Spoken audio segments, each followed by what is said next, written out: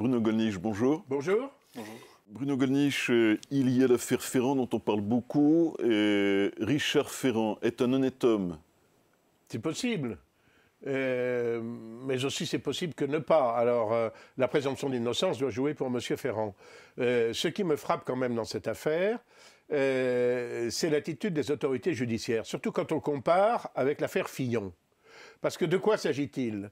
Il s'agit dans les deux cas de dénonciation, en quelque sorte, qui émane d'une révélation de presse et du même organe, d'ailleurs, le Canard enchaîné. Bon. Le Canard enchaîné prétend que Mme Fillon a été employée par son mari dans un emploi fictif. Le jour même ou le lendemain même, alors que M. Fillon est candidat à l'élection présidentielle, que peut-être durant le temps de cette élection, durant le mois de la campagne, une certaine réserve s'imposerait de la part des autorités judiciaires, dans les 24 heures, le parquet annonce qu'il ouvre une enquête préliminaire pour détournement de fonds publics, etc. Enfin, toutes sortes de qualifications qui, évidemment, restent dans l'esprit du public.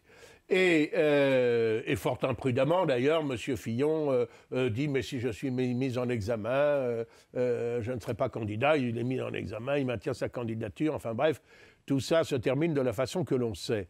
Il y a eu dans cette affaire une célérité du parquet tout à fait exceptionnelle, qui ne s'imposait absolument pas. Il n'y avait pas de plaignant, il n'y avait pas de plainte. Il y aurait pu avoir une plainte... Comment ça, pas de plaignant? Non, il n'y avait pas de plaignant dans l'affaire Fillon. Personne n'a écrit au parquet ou n'est venu dans un commissariat de police ou n'a saisi un doyen des juges d'instruction pour se dire « j'ai à me plaindre de M. Fillon m'a pris de l'argent, monsieur... » Non, il n'y avait pas de plainte. Il y avait une dénonciation, en quelque sorte, une énonciation de la part d'un article de journal. C'est quand même assez redoutable de penser que sur ce seul fait, vous puissiez être livré en pâture à l'opinion publique. Je le dis d'autant plus facilement que je n'ai pas de sympathie politique pour M. Fillon. Il est bien évident que ce parquet n'est pas innocent dans cette affaire, n'est-ce pas? Alors, dans l'affaire actuellement de M. Ferrand, c'est la même chose.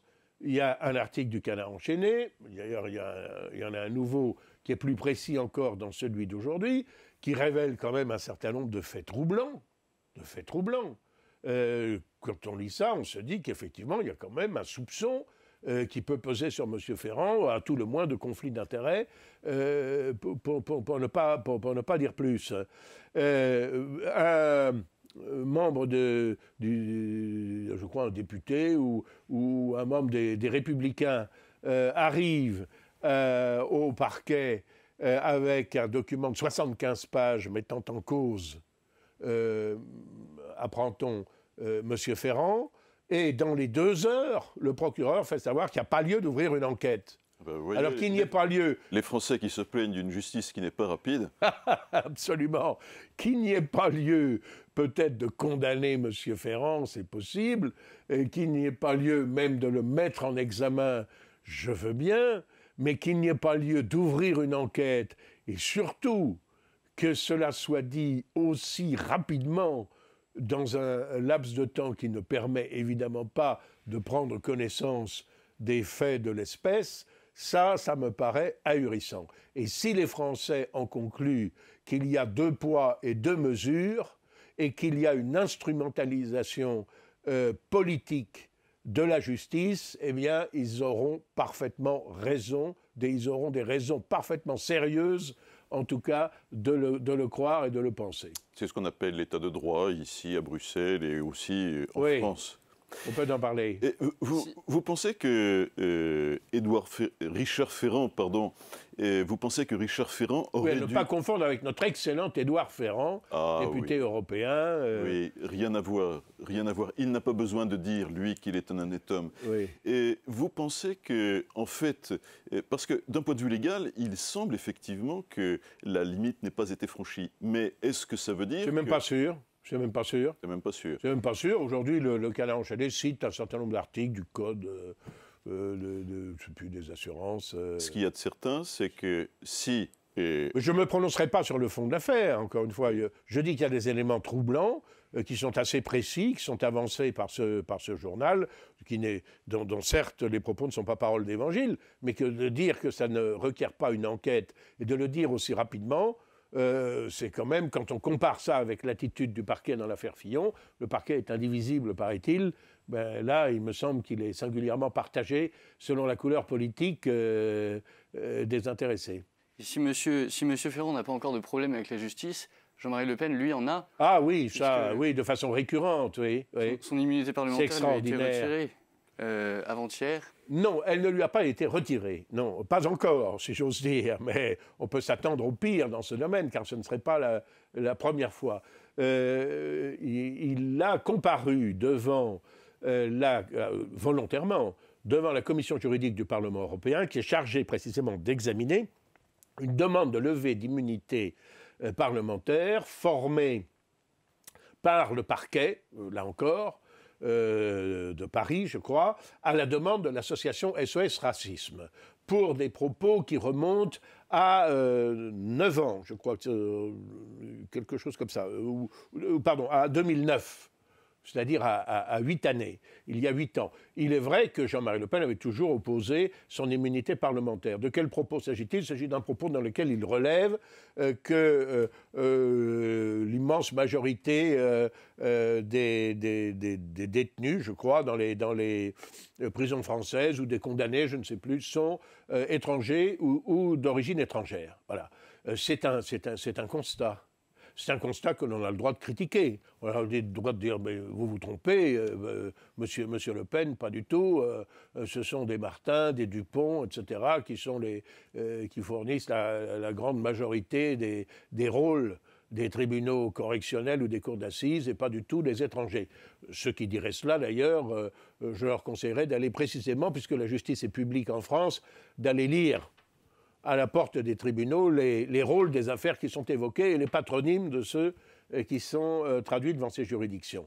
Mais en tout état de cause, on a le droit de contredire le propos de Jean-Marie Le Pen. Ce qui est extravagant, ce qui est scandaleux, ce qui est odieux, ce qui est insupportable, c'est que ces propos puissent faire l'objet d'une répression pénale ou d'une menace de répression pénale. Voilà. C'est-à-dire que la preuve est apportée que dans notre pays, si vous parlez de l'immigration pour autre chose que pour en dire du bien, eh bien, vous n'êtes pas libre. Vous vous exposez aux foudres judiciaires. Par conséquent, c'est très grave. C'est gravissime.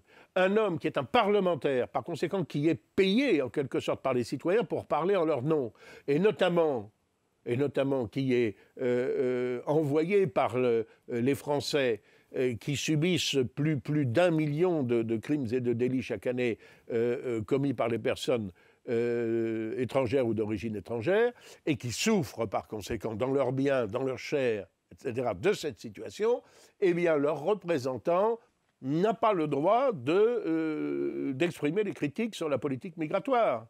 Le Pen n'a jamais prétendu, d'ailleurs, que tous les étrangers étaient des délinquants ou tous les étrangers étaient des criminels, mais il a le droit de considérer qu'en revanche, beaucoup de délinquants et de criminels sont d'origine étrangère. Pourquoi? Mais parce que, bien évidemment, l'immigration provoque un déracinement. Il y a des gens qui ont perdu les repères des sociétés traditionnelles d'origine, qui les encadraient autrement plus sévèrement que la nôtre, et qui n'ont pas acquis les valeurs de notre société. C'est une évidence. C'est une évidence, mais énoncer cette évidence, il a dit la vérité, il doit être exécuté. Alors, Jean-Marie Le Pen est allé se défendre devant la commission juridique. Il m'a fait l'honneur, d'ailleurs, de me demander de l'y assister. Je suis sans illusion sur cette commission juridique dont j'ai été membre pendant plus de 15 ans. Il y a 28 ans de cela, au début de mon mandat parlementaire, il y avait encore une jurisprudence qui s'y appliquait à la demande d'un député qui était un centriste, un grand honnête homme, M. Donès, qui avait décidé que dans les cas où il s'agissait d'une expression politique et qu'elle était de surcroît poursuivie par des adversaires politiques, on maintenait l'immunité systématiquement, que l'on soit de droite, de gauche, du centre ou de nulle part. Et ça, c'était très simple parce que c'est la fonction de l'immunité parlementaire. Nous n'avons jamais prétendu que l'immunité parlementaire était faite pour protéger le député qui égorgeait sa belle-mère, qui braquait la banque, ou qui commettait un délit de conduite en état d'ivresse. Bon, l'immunité parlementaire, en revanche, est parfaitement légitime, et c'est d'ailleurs la raison pour laquelle elle se trouve dans toutes les constitutions démocratiques, pour protéger le député, notamment le député d'opposition, contre les poursuites que par parquet interposé, des gouvernements hostiles ou des organisations hostiles peuvent intenter contre lui. Nous sommes exactement dans ce cas de figure. J'espère que la commission juridique s'en souviendra. Je n'en suis pas certain compte tenu de l'état de déliquescence morale, de partialité qui règne de plus en plus au sein de cette institution. Et toujours en ce qui concerne la justice, c'est l'eurodéputée Sophie Montel qui fait parler d'elle en ce moment, car elle serait à l'origine de l'ouverture d'une enquête préliminaire visant un certain nombre d'eurodéputés français au Parlement, qui seraient accusés d'avoir employé des assistants fictifs. Mais à partir du moment, n'est-ce pas, où l'on vient, passez-moi l'expression, nous emmerder au sujet de nos assistants parlementaires, qui sont des assistants politiques. Monsieur Maisonneuve, qui est, paraît-il, l'avocat du Parlement européen, avec grandiloquence, a dit « mais c'est incroyable, il y a des assistants parlementaires qui ne viennent même pas à Strasbourg et à Bruxelles ». Monsieur Maisonneuve a pris un dossier, il ne s'est même pas donné la peine de le lire. Il ne sait même pas qu'il y a deux catégories d'assistants et que les assistants locaux, par définition, sont dans la circonscription du député et non pas à venir à Strasbourg ou à Bruxelles. Bon, nous sommes dans un cas de persécution politique qui ne vise que les députés du Front National. Or, moi, je serais... Le Front National et de façon plus générale, peut-être, et les opposants et les eurosceptiques, à l'eurocratie. D'une façon générale, parce que nos collègues britanniques de UKIP, etc. Bon. Or, nous savons que nos pratiques ne sont en rien condamnables et que si on décide qu'elles sont condamnables, à ce moment-là, il faut les condamner partout où elles se trouvent. Or, elles sont absolument générales dans ce Parlement. Et je serais tenté de dire, moi, que c'est bien naturel. Il est bien naturel qu'un assistant parlementaire d'un député réponde à un journaliste, même si, par exemple, un journaliste téléphone à mon assistant, est-ce que mon assistant doit lui dire « mais vous voulez parler à M. Gollnisch, est-ce qualité de député européen ou est-ce qualité de dirigeant du Front National ?» Parce que si c'est en qualité de dirigeant du Front National, je vous raccroche au nez, je n'ai pas le droit de m'occuper des relations avec le parti ou d'assister M. Gollnisch dans les relations avec le parti. C'est absurde. Contrairement à ce que l'on pense d'ailleurs, je sais que les partis politiques sont très déconsidérés. Ils sont très déconsidérés parce qu'ils ont trahi leurs électeurs pour la plupart. Mais le principe d'un parti politique, il n'est pas honteux, il n'est pas ignoble, il n'est pas anormal que des gens se groupent pour faire valoir leurs convictions et s'entraident à cet effet. Et c'est si vrai que leur rôle est reconnu par l'article 4 de notre Constitution, qui dit que les partis politiques concourent à la formation de l'opinion politique, notamment. Et il est évident que pour un député européen, les relations avec son parti politique sont une part extrêmement importante de son travail et de son activité, d'autant plus d'ailleurs que dans la plupart des cas, l'appartenance à un parti politique conditionne l'appartenance à un groupe parlementaire. Si, par exemple, j'ai une discussion avec Florian Philippot sur l'euro, est-ce que c'est une discussion entre députés européens ou est-ce que c'est une discussion entre dirigeants du Front National, membres du bureau politique du Front National? Bien évidemment, les deux, mon général. Naturellement, on ne peut pas dissocier l'un et l'autre. Alors, Mme Montel a sans doute voulu prouver, à juste titre, par l'absurde, que ce que l'on nous reprochait, eh bien, d'autres le pratiquaient bien plus encore. Alors, je vois que Mme de Sarnez est dans le collimateur. Et Mme de Sarnez, qui est une femme habile, a compris que la meilleure façon de se défendre, c'est d'attaquer. Alors, elle porte plainte pour dénonciation calomnieuse. Mais la dénonciation calomnieuse, si dénonciation calomnieuse il y a, elle ne vient pas de notre collègue Sophie Montel. L'affirmation concernant Mme de Sarnez, M. Bayrou, Mme de Sarnez, aujourd'hui ministre des Affaires européennes, M. Bayrou, aujourd'hui garde des Sceaux. Vous êtes sûr? On n'entend pas beaucoup M. Bayrou, Ah oui, notamment c'est à propos sûr. de l'affaire Ferrand ou À propos, bien ah oui, l'affaire- oui, oui. Transparence de la vie politique, paraît-il, Il est d'un silence nouvelle loi, etc. assourdissant. Ah oui, silence assourdissant de M. Bayrou. Et aussi à propos de cette affaire, parce que qui met en cause M. Bayrou, qui met en cause Mme de Sarnez, c'est Mme Corinne Lepage, ancienne ministre de l'Environnement et députée européenne.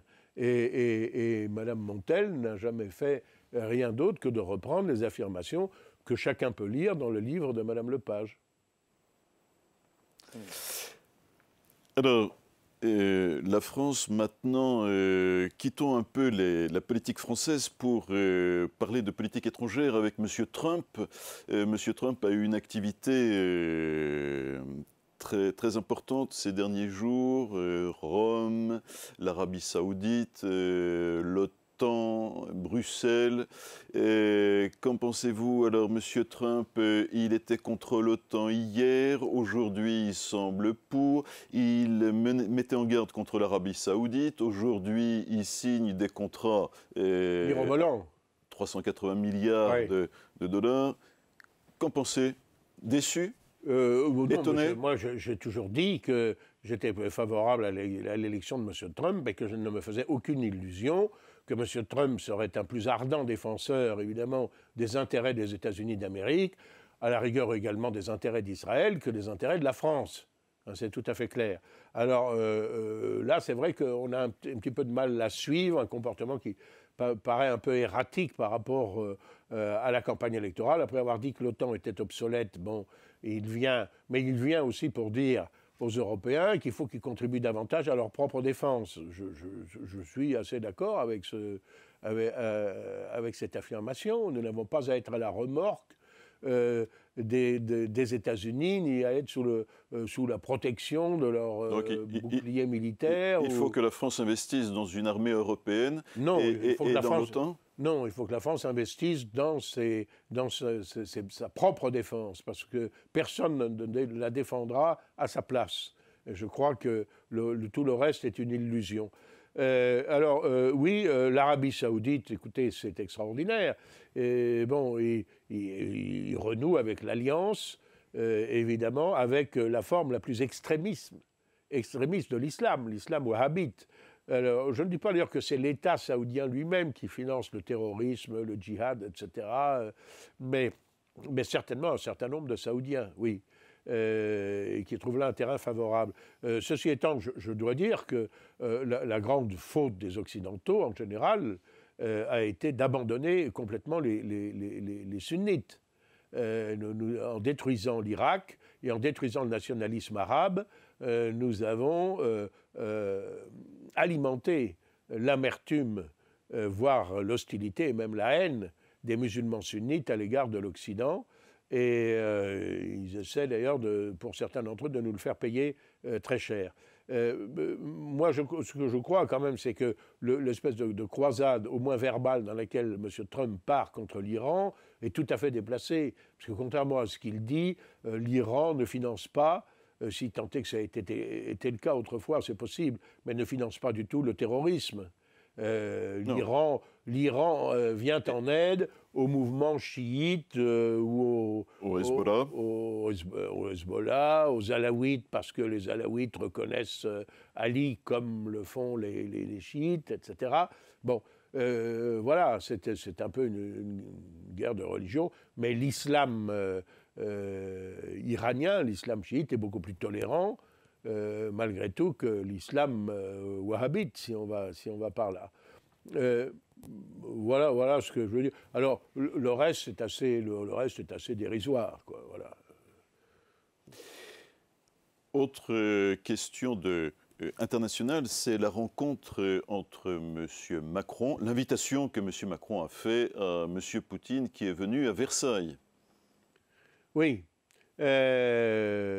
Oui, mais alors monsieur Macron, qui était sur un petit nuage pour le moment, a mis entre parenthèses provisoirement la réforme du droit du travail, du moins a réussi par je ne sais quel tour de passe-passe à endormir l'agressivité des syndicats. Nous verrons ce qu'il en est il en sera un peu plus tard, et puis se projette sur la scène internationale, où c'est vrai, comme il représente assez il se présente assez convenablement, bon, il ne manquerait plus que ça quand même, mais les Français, après l'expérience Sarkozy, après l'expérience Hollande, sont pour une large part assez satisfaits de voir un président de la République qui ressemble effectivement. Il était impossible de ne pas faire mieux que Hollande ou Sarkozy. Bon, un homme d'État. Alors, on porte attention à des faits absolument dérisoires, de savoir si le shake hand, la poignée de main vigoureuse entre M. Trump et M.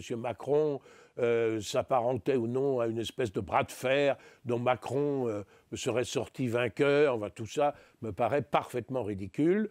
On sait qu'au G7, M. Trump a envoyé balader ses partenaires et qu'il n'a pas l'intention, il a le bon goût de ne pas le dire, d'attendre d'être rentré chez lui, plus exactement pour le faire savoir, et de ne pas l'avoir dit au moment même. Il n'a pas l'intention de respecter les accords, de mettre en œuvre les accords de Paris sur le réchauffement climatique. Bon. Pour le reste, alors il y a eu la visite de M. Poutine. On a trouvé effectivement une excellente occasion. C'est le 3e centenaire de la visite du tsar Pierre le Grand dans la France de Louis XIV pour recevoir Poutine à Versailles. Alors là aussi, on s'ébobie de la fermeté extraordinaire de M. Macron qui aurait dit à M. Poutine des choses désagréables sur l'Ukraine. Bon, je ne crois pas que ça impressionne beaucoup M. Poutine, mais je suis heureux au moins qu'on parle ou qu'on discute avec lui. Ça vaut mieux que l'attitude qui a prévalu jusqu'à présent. Ce qui m'a un peu étonné, je dois dire, ce que j'ai trouvé assez dérisoire, c'est la sortie de M. Macron contre 2 médias russes, c'est vrai, qui ne lui étaient sans doute pas favorables. C'est vrai aussi qui sont Sputnik et Russia Today. Bon, Russia Today et Sputnik. Écoutez, ces médias très respectables au demeurant ont quand même en France une audience limitée. Alors là, on nous ressort le thème, ces Russes, ils sont quand même très forts. Apparemment, c'est eux qui ont fait l'élection de M. Trump aux États-Unis. Complètement ridicule et grotesque. On ne sait pas d'ailleurs par quel moyen, par quel artifice les Russes ont réussi à avoir tant d'influence sur l'électorat américain. C'est tout à fait surprenant. Et alors aussi, donc... Alors que c'est la NSA qui espionne tous les citoyens du monde, voilà. C'est ce qui a été révélé par différentes personnes. Absolument, absolument. Y compris les chefs d'État. Absolument, y compris le portable de Mme Merkel, voilà. Oui. Bon, mais ils n'ont pas de radio, ils n'ont jamais eu de radio. Oui, on n'a jamais entendu parler de CNN, ni de ça n'a... Radio Free Europe. Alors, au temps du communisme, effectivement, Radio Free Europe, qui était une radio financée par la CIA, et qui, fort heureusement, je m'en réjouis rétrospectivement, faisait entendre une voix autre que la propagande communiste, au-delà du rideau de fer, dans les pays, notamment, dont l'Union soviétique avait fait, à l'époque, ses satellites. Bon, les Américains ont toujours utilisé massivement les moyens qu'ils avaient pour la lutte d'influence à l'étranger. S'il y a bien un pays qui ne peut pas tellement donner des leçons, c'est celui-là. Mais Macron a préféré s'en prendre à Radio Sputnik et à Russia Today, qui aurait interféré d'une façon désagréable contre lui dans la campagne présidentielle. Moi, je crois qu'avant de voir la paille qui est dans la poutre, la paille qui est dans l'œil des Russes, il vaut mieux voir la poutre qui est dans nos propres médias d'État. Quand vous pensez, par exemple, que France 2, France 3 ont en pleine campagne électorale sorti, qu'il s'agisse de compléments d'enquête, qu'il s'agisse de l'émission de Mme Lucet, envoyée spéciale, des reportages exclusivement à charge contre le Front National, et notamment contre le Front National au Parlement européen. Ça me paraît quand même d'une autre ampleur que ces 2 malheureux médias russes auxquels M. Macron accorde tant d'influence. Et puis on pense aussi au SMS que M. Dassault a envoyé à Nicolas Dupont-Aignan. Oui, pour expliquer pourquoi il le boycottait. Voilà. C'est la Suède aussi qui semble avoir abandonné les accusations contre Julian Assange. Oui, alors vous parliez justement tout à l'heure de l'espionnage auquel se livrait la NSA, c'est-à-dire les renseignements, enfin une des nombreuses agences de renseignement américains qui espionnent les conversations téléphoniques, qui disposent d'instruments extrêmement puissants. Cet espionnage américain, il a été rendu public par deux personnes, principalement Julian Assange et Edward Snowden. C'est l'affaire des Wikileaks, etc. Bon. Ce qui est extraordinaire, c'est que cette Europe qui se gargarise des droits de l'homme, de la protection des réfugiés, des migrants, etc., non seulement a été incapable de protéger ces deux lanceurs d'alerte qui nous ont alertés sur la nature de l'espionnage américain en France, y compris d'ailleurs de l'espionnage à des fins commerciales, de l'espionnage politique, etc. Non seulement on ne leur a pas donné l'asile pour lequel ils étaient qualifiés, mais on les a abominablement persécutés. Snowden n'a trouvé d'asile finalement qu'en Russie. On a interdit le survol, je crois, de l'avion du président bolivien, si ma mémoire est bonne, parce que l'on craignait précisément que Snowden ne soit à bord. Sous François Hollande. C'est incroyable. Et quant à Julian Assange, il a fait l'objet en Suède. En Suède, c'est un pays quand même assez curieux. C'est un pays nordique, sympathique a priori, mais dont l'évolution sociale est de plus en plus totalitaire. Par exemple, la libération sexuelle a dégénéré en une espèce de puritanisme incroyable, où il faudrait, avant chaque je dirais, manœuvre de séduction en direction d'une dame, par exemple, qu'elle remplisse un acte notarié, vous y ayant autorisé. Alors là, on a le cas de deux femmes qui sont entrées dans la chambre de M. Assange, qui quand même se sont déshabillées, qui sont entrées dans son lit, bon, mais qui ont compris ensuite qu'elles n'avaient pas eu le monopole de ses faveurs et que leur jalousie a porté, et peut-être d'autres éléments aussi, a conduit à porter plainte contre lui pour viol. Alors l'une d'ailleurs a dit « mais j'étais consentante pour le premier rapport sexuel à 11h du soir, mais pas pour le deuxième à 3h du matin ». Excusez-moi de donner ces détails. C'est-à-dire ce sont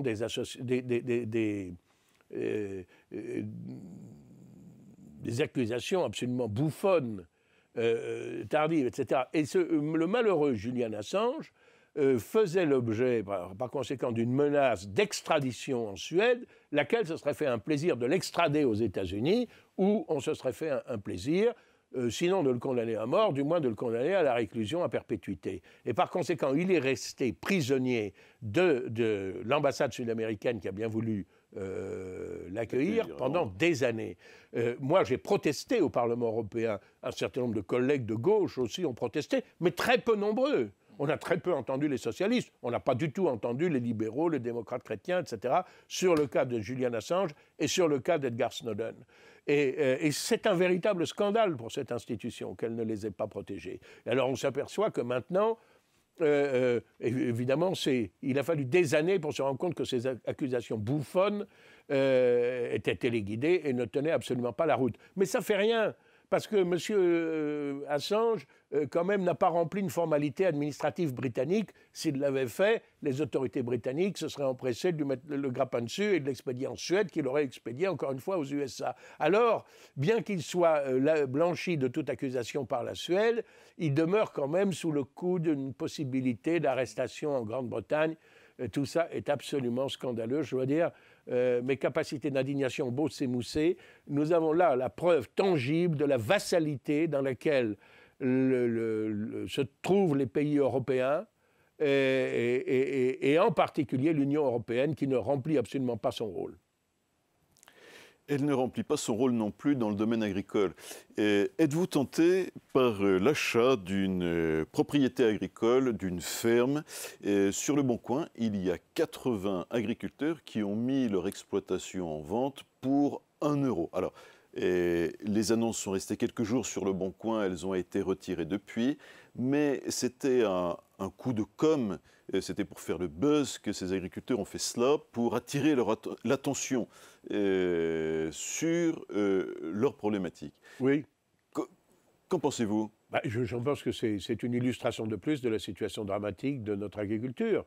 Avec la multiplication des suicides d'agriculteurs, le fait que les exploitations ne parviennent pas au seuil de rentabilité, alors qu'on leur avait garanti au moment de la construction européenne des prix supérieurs aux cours mondiaux et qui leur permettraient de vivre de leur travail. Voilà, il faut que nous acceptions de dépenser plus pour nous nourrir et pour mettre fin à ce que les écologistes appellent à juste titre la malbouffe, etc. Et si on dépense un peu plus pour se nourrir, on dépensera peut-être un peu moins en médicaments pour se soigner.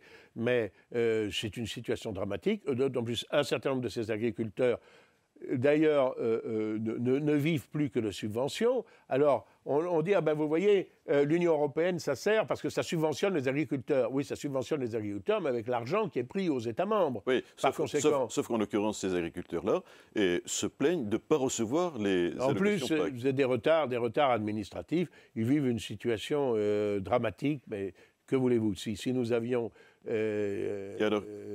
gagné l'élection présidentielle, je pense que c'est un des premiers dossiers auxquels on se serait affronté. Je crains qu'il n'y ait pas beaucoup à attendre de M. Macron et de son gouvernement. Êtes-vous satisfait par les décisions européennes qui vont permettre à l'Ukraine de vendre un peu plus de maïs et de blé sur le marché européen hors droit de douane, qui étendent les questions de libre-échange, cet accord de libre-échange avec l'Ukraine? Non, mais bien sûr, mais pas. Vous avez tout à fait raison, mais pas seulement avec l'Ukraine. Je vous rappelle d'ailleurs qu'il y a cet accord de libre-échange avec le Canada. Il y a le TAFTA qui était dans les cartons, et ça n'est pas nous, Européens, qui avons fait obstacle ou qui avons formulé des réserves par rapport à ce traité de libre-échange avec les États-Unis. Il a fallu que le message vienne des États-Unis. Mais j'appréhende que M. Trump soit capable là aussi d'un revirement par rapport à ses propos lors de la campagne électorale. Nous verrons si on autorise la reprise des négociations et si les affaires se concluent. Il est absurde de vouloir conclure des traités de libre-échange avec le monde entier. Si c'est cela, nous n'avons plus besoin d'une organisation européenne. Si c'est un espace qui est destiné à être ouvert au monde entier, pourquoi limiter, pourquoi avoir l'Union européenne? Il suffit d'avoir l'Organisation mondiale du commerce. Mais d'ailleurs, c'est ce qu'a fait l'Union européenne en s'inscrivant absolument dans les cadres de l'Organisation mondiale du commerce.